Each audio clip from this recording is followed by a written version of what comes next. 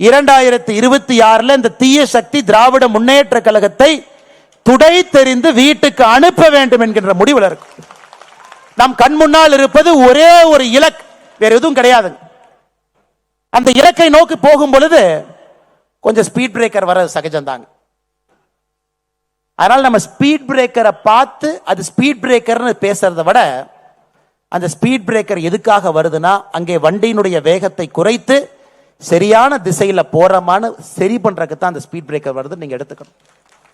ஏன்னா ஒரு கூட்டணியோடு இருக்கின்றோம், ஒரு பலம் வாய்ந்த கட்சியோடு தேசிய ஜனநாயக கூட்டணியில் அவங்க இணைஞ்சிருக்கிறாங்க.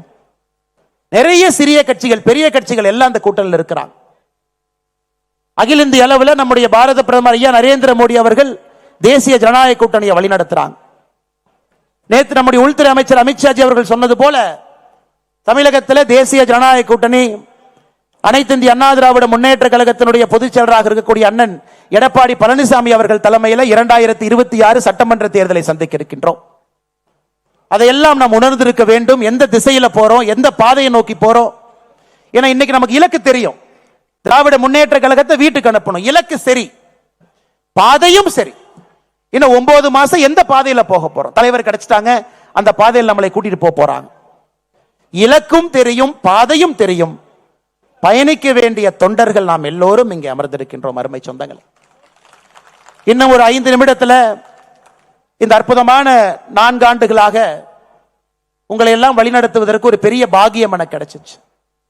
இந்த அற்புதமான கட்சி அக்கா தமிழிசை சவுந்தரராஜன் அவர்கள் நான் பொறுப்பேற்கும் பொழுது ஒரு வார்த்தை சொன்னாங்க, தம்பி இந்த கட்சிக்கு ஒரு ஆத்மா இருக்குதுப்பா.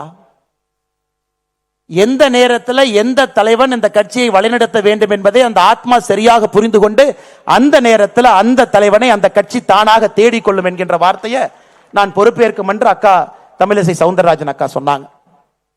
இன்னைக்கு இந்த நேரத்தில் ஏப்ரல் 12ஆம் தேதி 2025 இந்த கட்சி தன்னை வழிநடத்தக்கூடிய தலைவன் அந்த ஆத்மாக்கள் எல்லாம் சேர்ந்து ஒரு தலைவரை இன்னும் ஒரு 5 நிமிஷத்தில் அடையாளம் காட்ட போறாங்க.